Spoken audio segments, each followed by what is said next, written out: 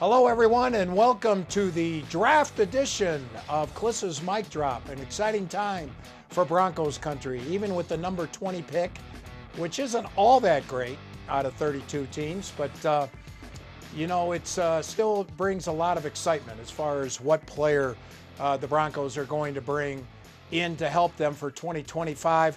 Look, I've been saying this. I don't care what they do; they got to get a starting running back. Going into 2025. That's really their own priority. I've heard, Colston Loveland, the tight end, is back in. They like him, but that's a luxury to me. You got to get a running back, and if you get him in early in the second round, fine. But between the number 20 pick in the first round and early in the second, you got to come up with a running back. That's their big need. And the Broncos are actually lucky. At their pre-draft press conference last week, Sean Payton and George Payton both spoke to us, the media, via Zoom.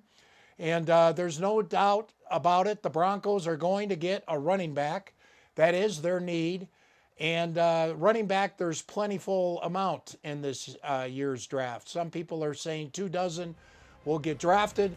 Maybe a dozen will be starting running backs in the NFL out of this draft. The Broncos have to get one, preferably the second or third best one in this draft. And there's also a lot of defensive linemen, which they need.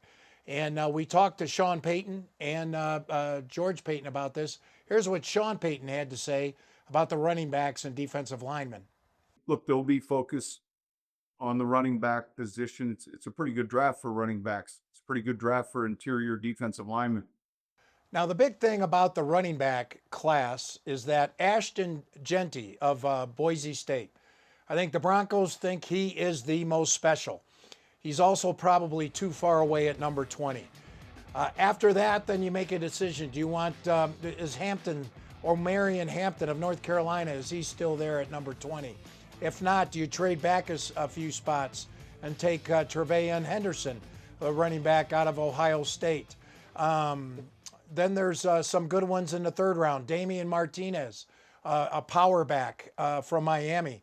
He's in the third round. So these are three different areas that they can go to. And Sean Payton talked about the different types of running backs. There's a lot of runners in this draft. And certainly it's an opportunity, but they're different type runners. Some of them are physical downhill runners. Some of them are guys that can take a misdirection, scissors type run and go the other direction with it. And so it just depends on what you're looking for. A lot of talk already about the Broncos. They're calling to trade up, and people got all bent out of shape on that. And yes, they are. They're also calling back to see what about trading back? What would they get if they did that? It's called gauging the market. And George Payton is the guy to talk to on that. We've made calls, this week you make a lot of calls. And then, next week, the more serious calls, hey, if this player's here, we want to move up or what have you. So, I've talked to most every GM in the NFL, kind of set the table, set the plan. Hey, if your player's here, when you move up, what's the range? So you start talking parameters. I would say it gets more serious next week, and then really draft day. Sometimes maybe you haven't heard from a team and someone's just, they really want to come up and they're aggressive. Their players there. And so I would say, this week, next, and then draft day, all three. One thing about this draft, they're talking about how it's not real strong in the first round. It's deep in running back and defensive tackles, but it's not strong in overall first round type prospects in the first round. Generally, there are, 15 to 20 first rounders in the first round, and then, with first round grades. This year, not as many because really the quarterbacks, that's who pushes the good players back. Last year, for instance, 6 quarterbacks went in the top 12 picks. That means 6 good players who are top 12 players wound up going 13 through 18. So without that quarterback, it looks like the first round is not nearly as strong. I think we would agree with that. And look, in normal years, there's usually X amount of this, X amount of that, when you look in the first 15 picks. And I think that maybe it's a little bit more highlighted by that early 17 picks, but it's just depending on the team. And so look, it's good to be picking 20 then, if that's the case. All right, so that's some talk from Sean Payton and George Payton in their pre-draft press conference that was held Thursday before the draft. The draft, of course, will be Thursday, April 24th. So look forward to that. On Sunday, I gave you a list of 9 possibilities, but here's 9. Okay, I have a list of 9 that they might take. First of all, I'm going to go Travion Henderson. He's a 3-down back. He's also one of the best pass protectors, good receiver, good rusher. Maybe not a, probably not a 1,500-yard rusher.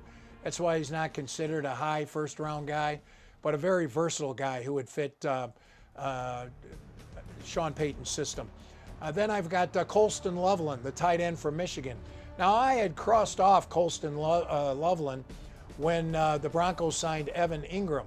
But now I'm beginning to hear they would like a young joker tight end, a young one to develop right behind him and along with him. And so I think that would be a luxury. That would still surprise me. But from what I understand, the Broncos really like Colston Loveland. And he's a receiver type out of Michigan. What's interesting there, Loveland's coming off a shoulder surgery. He had it on June 29th, I believe, to repair a torn labrum. All systems go. He's been medically cleared. Still, he wouldn't be ready for contact until maybe the second week of training camp. Ingram is coming off a shoulder surgery too. So that would be 2 joker tight ends coming off shoulder surgery for the Broncos. Omarion Hampton, I think he's in their inner circle. He's a running back from North Carolina. I know the Broncos just had a running back from North Carolina and Javonte Williams. And this guy Hampton, he's a power back too. He runs at people, through people, rather than around them. But still, he can catch and he can block. He's a sturdy guy at 221 pounds, bigger than Javonte, 6 foot tall. I think he's the second best back after Genty in this round. He'd be a nice pick for the Broncos at number 20. Tyler Warren, I said, the tight end out of Penn State. Somebody always drops you don't expect. Maybe people don't think tight end is worthy of a top 10 pick, a top 15 pick. Tyler Warren we have on the list just in case. Walter Nolan, a defensive tackle from Ole Miss. Probably the best of that second wave of first-round defensive tackles. He had 6.5 sacks last year at Ole Miss. Prior to that, he was with Texas A&M, and he had a nice junior year with the Aggies in 2023. He's 296 pounds, 6'4", kind of a Zach Allen type. Matthew Golden, I have, a receiver from Texas, the fastest offensive player in the draft. The Broncos brought him in for a visit. He too was a transfer player, and he came from Houston, had a big breakout year with Texas last year, had a big game against Arizona State in the Elite Eight. Another running back down the line, Quinshon Judkins out of Ohio State. The Broncos brought him for a visit. He had a big freshman year at Ole Miss, 1,500 yards. And then he also transferred to Ohio State. And then, so he had a nice 1,000-yard season, splitting time with Travion Henderson. I think the Broncos like Henderson a little better than Judkins, but they like them both. Derek Harmon, a big defensive tackle from Oregon. He was a transfer from Michigan State, had a breakout year with Oregon last year, only 21 years old, and ran a 4.95 40, which if you're under 50 and you're over 300 pounds as a defensive tackle, that's scooting. Kenneth Grant, another defensive tackle from Michigan. I understand the Broncos like him. He's really big, 330 pounds, and that's coming down. He lost weight. He was at 360. The Broncos would have to monitor his weight. But here's the deal with the Broncos on the defensive tackles. They have 3 guys right now who are in the final years of their contracts. Zach Allen, John Franklin Myers, and Malcolm Roach. And you're not going to pay all of them. So you're going to pay one, maybe only one, maybe only Zach Allen, who's going to command big bucks. So you got to replace him. And it's a deep draft of defensive tackles, and the Broncos might as well get one. Some of the others, maybe some honorable mentions that will be under consideration for the Broncos, maybe on a trade back from number 20 scenario. Caleb Johnson, the running back from Iowa. Jihad Campbell, inside linebacker from Alabama. Harold Fannin, boy, look at his numbers. 117 catches, over 1,200 yards at Bowling Green. Led the nation, led NCAA in receptions and receiving yards. So those are some of the guys that I was looking at for the number 20 pick. We'll see what the Broncos do. I personally, I guess, would hope for Omarion Hampton for the Broncos, the running back out of North Carolina, at number 20. If not him, Travion Henderson. Broncos should be better in 2025. They showed up this week for conditioning, weightlifting, meetings, and then, then they'll do that in anonymity and then watch the draft to see who their bosses are drafting to replace their jobs in the future. That's always a tough thing, I would think, for existing veterans. But anyway, there you go. Can't wait for the draft. Thanks for tuning in to Klis's Mic Drop.